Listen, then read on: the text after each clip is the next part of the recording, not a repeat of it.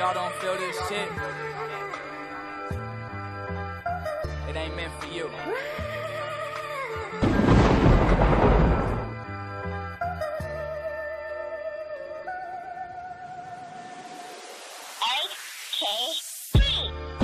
Why the fuck my soul hurting? Why I feel like they killing us on purpose? Why the fuck my soul hurting? Killing one by one like we ain't got a purpose. Why the fuck my soul hurting? Why the fuck my soul hurting? Was in Chicago, and the black politics at 75 was still dominated by Mayor Daley, Ralph Metcalf, who was the first person to break away, whose assistant was Harold Washington, who eventually became the mayor. That first congressional district, which Bobby Rush, former Black Panther, is the congressman in now. That district, we had Hakeem Mahabuti there. Bobby Wright was on the west side. The NAACP, the Urban League. Elijah Muhammad. I was going to say, the minister actually came to Chicago just a couple of years later when Elijah Muhammad died, and he was brought in from New York and then stripped by Wallace D., and he stayed in Chicago. With that period of coming back, there was not a lot of things to get involved in. As I'm scratching, I have found a book, None Dare Call It Conspiracy. It's a white, right-wing kind of guidebook, and it says sometimes some things about us are communists or something. But I looked through that and I saw relationships with General Electric and Exxon Mobil, and I looked at all, and these relationships I started to research. It wasn't until I found them in Chicago that Chicago accepted what I was trying to say. We used to have one radio show came on WJPC, Johnson Publishing, who is Boule, Ebony Jet, etc. And Vernon Jarrett was the host of the show, who I didn't know was head of the Boule at that time, Chicago Tribune columnist, started AXO for the NAACP. And one day I called in and I was trying to explain some of this stuff, and he cut me off. He said, we're not going to have any of that. I didn't know he was Boule. When I ended up becoming special assistant to the mayor, the other special assistant was Erwin France, who was head of Model Cities under Mayor Daley. He was an alpha like the mayor, they buddies, all of this and that, but I was a threat to him, but I didn't know at that time he was head of the Boule. It wasn't until later. And then that's when I went to my friends, my African-centered friends in Chicago, and said, hey, man, I'm researching these white folks, and I think I found the black folks connected to the white folks. And then I started finding black folks' names, African-centered black folks' names. Jay Carruthers, and now Jay Carruthers is my hero in Chicago. He's in a group with Bobby and Conrad and Bob Starks, a lot of people, Anderson Thompson, people I love. He said, man, we got to talk. Let's talk about that. And I started looking up other names. I saw Asa Hilliard's name, and so I felt that as I began to get deeper into this relationship, I began to notice that my African-centered friends were less happy about me getting to the bottom of this, and they wanted to focus me on, I remember taking me in a room, I used to work for Bobby Wright. I remember them taking me in the research room. They had put this map of the United States, and they had all these little pin boards on Montana, Utah, Wyoming. Said, now we want you to focus on these guys. I said, well, what bank do they run? And I was trying to say that the First National Bank of Chicago was Chase Manhattan, because the guy left Chase, came to Chicago, took it over. Well, time came. First National Bank of Chicago merged with Bank One of Ohio. They merged with the National Bank of Detroit. That's the region.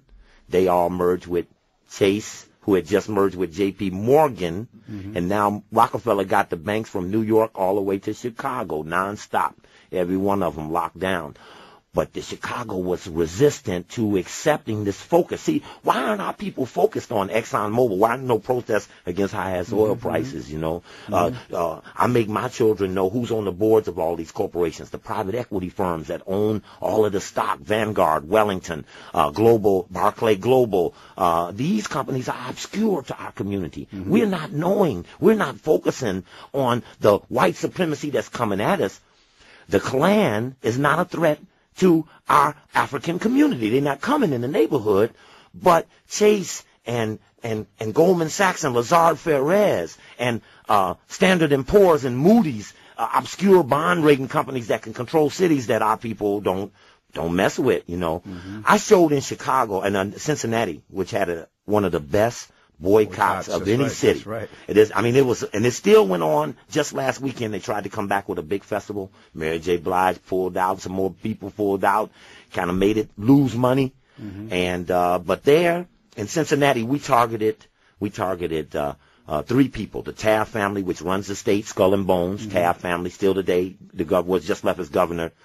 We targeted Procter and Gamble, and we targeted Carl Linder, who owned Chiquita Bananas. And when we got through harassing Chiquita Bananas, some of our friends at the radio station there had stock, $119 a share. When we finished with him, it went to $5.40 a share, and he sold Chiquita. Now, what I'm trying to say is there's a vulnerability in America that has not been exercised by our community because our secret societies have been pledged never to tell us those vulnerabilities. They work for them. They patch them. They protect them. They act like they don't exist, but they serve them. And they never utter against them, even never whisper to us. If you saw on that BOULE tape when we were there messing at the convention, I told my buddies, we're not here to recruit them. We don't want them to be better brothers. We want to warn them that if they're the guard dog on white supremacy, when we jump the fence, what you going to do? You're going to bite, you're going to fight, or you're going to run out and let us get to who we after. But how do we get to who we after when we got all this wing and wang out here, all this distraction, all this misfocusing, and then is there complicity in our community? When some people killed Martin King, when some people killed Malcolm X, did that neutralize our present leadership, who are byproducts of assassination? Did this put us in a bind? Do we have a lot of old paper out there that white folks work when they want to that keep us in a bind that we don't seem to talk back? How can they make $10 billion in 90 days in an oil company that was broken up when a white woman attacked them in 1911, Tarbell? They broke them companies up, them Standard Oils. And then they brought them all back together. Exxon got with Mobil, Chevron got back with Texaco, and all the things Rockefeller broke up got put back together. Let me ask you a question. So would you say, because it seems to me the common denominator of all the corporations in the system you're talking about is capitalism/imperialism. So that in fact, organizations that are anti-capitalist as a theoretical formulation and specifically target these multinational corporations, oligarchies, that is the path of liberation for African people and destruction of this economic and political system. And maybe that's why also in this historical period we exist today, you find that very few so-called African nationalist or progressive organizations are anti-capitalist. In fact, what they're saying is we want to be part of the system as opposed to attack capitalism, but we want black capitalists instead of European capitalists. And you know, it's the one thing we have to be careful for as time has progressed. If you were to go to Toynbee Hall in London when they created social work, when the rich felt it was necessary to infiltrate the poor so that they aspired through the tentacles of the rich that had been spread out amongst them, that if you fought capitalism all day and you ended up not fighting the social service network, you would find there's another aspect that might not even pledge to be capitalist at all, might pledge to be helping the people. But most of those social service networks are either financed by nonprofits, churches, foundations, the state, cultural affairs departments of different different cities, some we can go down a whole list of these funding sources. So in a final analysis, if we go after the capitalist system as a theoretical formulation, but pinpoint, as you say, with laser hair focus, the specific corporations as a category to be assessed, especially in terms of impact upon African people, like you say, the poor, the standard, and these multiple bond associations that finance or definance infrastructure in our communities, and as capitalists now going to Iraq and Afghanistan to build their economic and social structure at the expense of ours. There is a web. There is a web. There's sports. They're the media.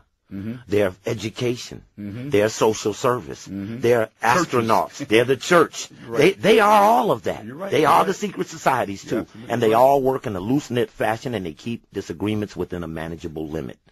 Let me just say a couple things real quick. We've got about 60 seconds. And I want you to give out your website. This Saturday at the FIBA Center, I'm going to give a free lecture. This Saturday, the Los Angeles South Central Study Group, been meeting there for 7 years, 10 a.m. or 10:30 a.m. this Saturday at the FIBA Center on 57th and Crenshaw. September 11th, we're going to Washington, D.C. The adverse impact of 9/11 on the African-centered community must be articulated. We are faceless in the scheme of terrorism and misappropriated finances of Iraq, etc. This Saturday, 10 o'clock, stevecoakley.com.